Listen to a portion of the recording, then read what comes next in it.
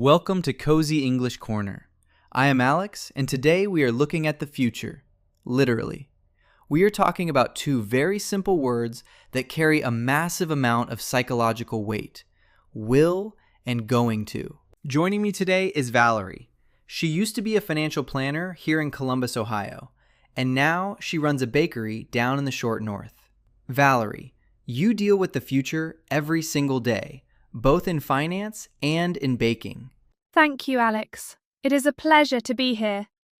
You are absolutely right. In finance, you try to control the future. In a bakery, you realize how quickly those plans fall apart when an oven breaks. That contrast is exactly why you are here. Many English learners think will and going to mean the exact same thing.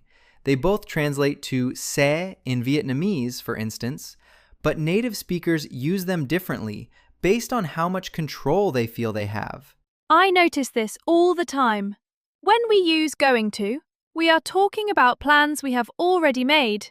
It is a decision that existed before the conversation started. Exactly. If someone asks about your weekend and you say, "I am going to watch the Ohio State football game," you are stating a pre-existing plan.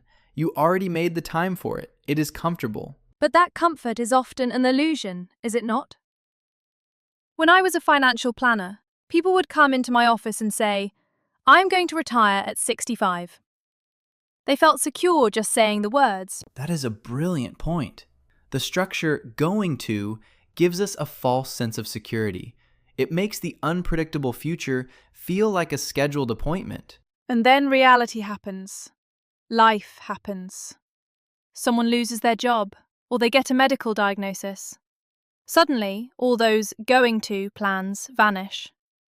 That is when will enters the picture. Yes, we use will for spontaneous decisions made at the exact moment of speaking.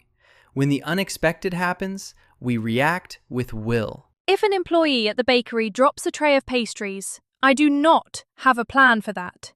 I just look at the mess and say, "I will clean it up." It is immediate. It is raw action without preparation. I want our listeners to hear the emotional difference there.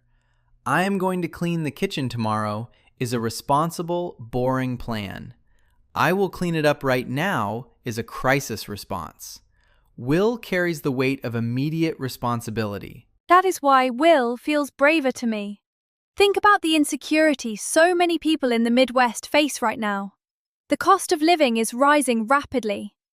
You cannot always plan your way out of it with going to. Exactly. Sometimes you sit at the kitchen table looking at a credit card bill that keeps you awake at night, and you look at your partner and say, "We will figure this out." That sends chills down my arms. Because saying, "we are going to figure this out," implies you already have a step-by-step strategy. Saying, "we will figure this out," means you have no idea how, but you are making a promise to survive. This brings us to another critical grammar rule about will. We use it for promises. "I will always love you." "I will not leave you." We do not say, "I am going to always love you." Why do you think that is, Valerie? Because love and loyalty cannot be scheduled like a dentist appointment. A promise is a spontaneous commitment of your soul. It requires the immediacy and flexibility of will. That is beautifully stated. Now, let us shift gears and look at how we make predictions. Because both forms are used to guess what the future holds. But again, the foundation is different. I know this one. We use going to when we have physical evidence right in front of our eyes. Living in Ohio, the weather is the perfect example. You look out the window in November, the sky is heavy and grey, and the temperature just dropped. And what do you say in that moment? You say, "It is going to snow." You do not say, "It will snow," because you are not guessing based on general knowledge. You are looking at the direct evidence. Correct. We use going to for evidence-based predictions. The evidence is present right now. But we use will for general predictions or opinions. I think cars will fly in 50 years. There is no evidence. It is just a belief. This makes me think about health and aging. It is a very sensitive topic for many of my older customers at the bakery. They look in the mirror, see the physical changes, and feel a deep sense of vulnerability. How does that connect to our grammar rule? If a doctor looks at your test results, the hard evidence, they say, you are going to need surgery. That is terrifying because it is certain. The evidence is there. Going to suddenly becomes a heavy burden. That is a profound observation. When the evidence is negative, going to forces us to face reality. But in those dark moments, how do family members respond? They rely on will. Yes, a husband holds his wife's hand and says, "You will get through this. We will be fine." He does not have evidence. He is predicting based on hope, love, and sheer willpower. Literally, power of the will. I want to share a fascinating scientific fact that ties into this. Psychologists study something called optimism bias. It is a cognitive bias that causes someone to believe that they themselves are less likely to experience a negative event. Really? So our brains actually trick us into thinking the future will just naturally be okay? Exactly. Neuroscientists have found that when we imagine our future selves, the brain's prefrontal cortex lights up in the exact same way as when we think about a completely different person. We view our future selves as strangers. That is incredible. It explains so much about human behavior. It explains why people say, "I will start saving money next year." They are making a vague promise on behalf of a stranger, their future self. Yes, because will is easy. I will exercise tomorrow. It is a spontaneous thought with no structure. But I am going to the gym tomorrow at 6 a.m. That requires acknowledging reality. It requires a plan. This makes grammar feel incredibly personal. When my customers talk about their children leaving for college, they say, "My son is going to move out in August." They say it with a heavy heart because the plan is set. It is real. And how do they express their hopes for that child? They switch forms. They say, "I hope he will be happy. I think he will do great things." They do not have evidence of the future, but they have immense love and hope. Notice how smoothly you transitioned between the two forms. That is the goal for English learners. It is not just about memorizing rules, it is about feeling the intention behind the words. If you just memorize that will is subject plus base verb and going to requires the verb to be, you miss the human element entirely. Let us break down the structure quickly for clarity, though. Will is simple. I will go. She will arrive. They will help. There is no conjugation to worry about. But going to takes a little more effort. I am going to go. She is going to arrive. They are going to help. You must match the verb be to the subject. Even the grammar structure mirrors the philosophy. Will is fast, simple, and spontaneous. Going to is longer, requires more pieces, and demands preparation. The language itself acts out the meaning. I never thought of it that way. The complexity of the grammar matches the complexity of making a real plan. That is actually quite beautiful. Let us talk about time expressions. These words act as signals. If I say eventually or someday, which form feels more natural to you? Definitely will. I will visit Paris someday. You do not have a ticket. You do not have a hotel. It is a dream, not a plan. Exactly. But if I use specific time expressions like next Friday at 3 p.m., then you use going to. I'm going to see the dentist next Friday at 3 p.m. The specificity demands the plan structure. This brings me to a common mistake English learners make. They often use will for planned events.